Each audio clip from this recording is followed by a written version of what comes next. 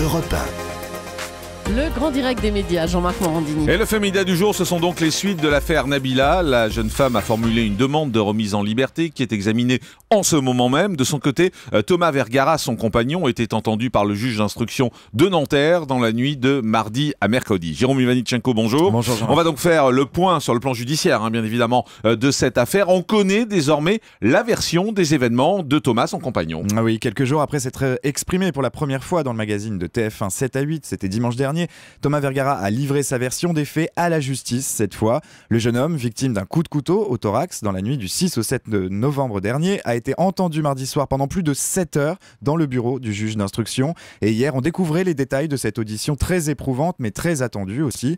Et la version livrée par Thomas Vergara, rapportée par le parquet de Nanterre, est en parfaite contradiction avec celle donnée par Nabila Benatia.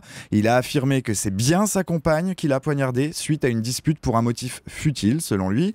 Il a même ajouté que sa compagne a ensuite pris soin de nettoyer le couteau avant de le jeter, probablement par la fenêtre de la chambre d'hôtel que le couple occupait la nuit du drame. Mais pour l'heure, impossible de savoir si ce coup de couteau a été porté de manière intentionnelle par la jeune femme ou s'il est purement accidentel. En revanche, en mettant en cause formellement Nabila Benatia, Thomas Vergara discrédite définitivement la thèse de l'agression par 3 inconnus, une thèse que les 2 intéressés avaient pourtant d'abord livrée aux enquêteurs. Oui, je le disais, cette affaire pourrait connaître dans les prochaines heures un nouveau développement, mais du côté de Nabila cette fois. Oui, depuis 10 jours, la jeune femme est mise en examen pour tentative d'homicide volontaire. Elle est placée en détention provisoire à l'isolement à la maison d'arrêt de Versailles. Et depuis une vingtaine de minutes, la cour d'appel de Versailles examine une demande de remise en liberté formulée par les avocats de la starlette. Une audience qui se déroule à huis clos. Pour les avocats de Nabila Benatia, l'enquête peut très bien se poursuivre sans que leur cliente ne reste derrière les barreaux. Ils estiment que le placement sous contrôle judiciaire de la jeune femme serait largement suffisant. Alors justement, en direct avec nous pour en parler, Chloé Triomphe du service police-justice d'Europe 1 pour comprendre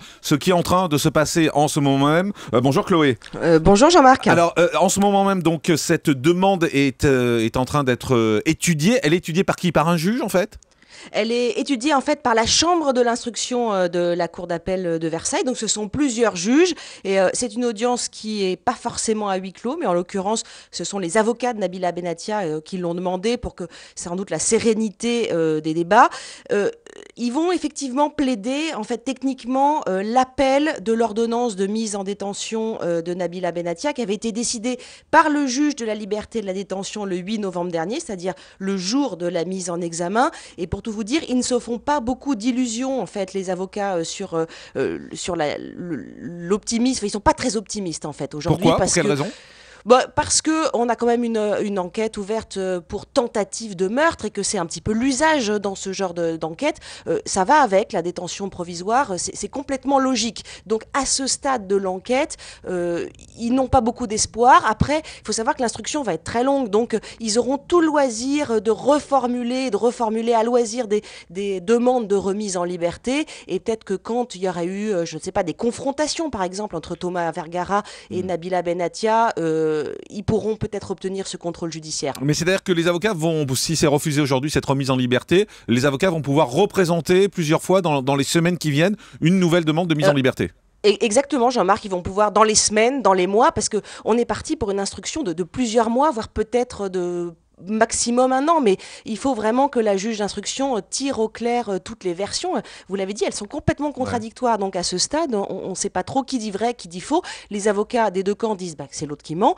Et puis, vous vous souvenez peut-être, il y a autre chose dans cette enquête. Il y a aussi des faits qui se sont déroulés en août dernier. C'était dans les Bouches-du-Rhône. Et là encore, il était question d'un problème de couteau entre Nabila Benatia et Thomas Vergara.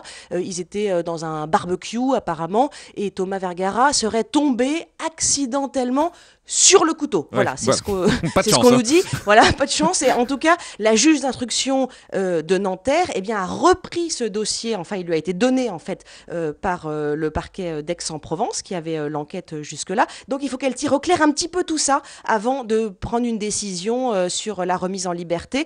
plus tard, quand les avocats en formuleront de nouvelles demandes, ce sera d'ailleurs directement auprès de ces juges d'instruction. Merci beaucoup Chloé Triomphe pour toutes ces précisions. Voilà, on comprend mieux maintenant ce qui est en train de se passer en ce moment même. Bien évidemment, dès qu'on aura le résultat, on vous le donnera sur l'antenne d'Europe 1. Mais vous avez entendu Chloé Triomphe, a priori, il y a assez peu de chances pour que Nabila soit remise en liberté ce matin, puisqu'il y a une enquête qui est quand même pour tentative de meurtre. Donc c'est quand même un sujet très sérieux. Et puis d'autant plus qu'hier, Jérôme Ivaninchenko nous le disait, Thomas a confirmé que c'est bien elle qui l'avait poignardé, qui en plus avait pris soin ensuite d'essuyer le couteau avant de le jeter. Donc voilà, ce sont des faits très graves et très sérieux.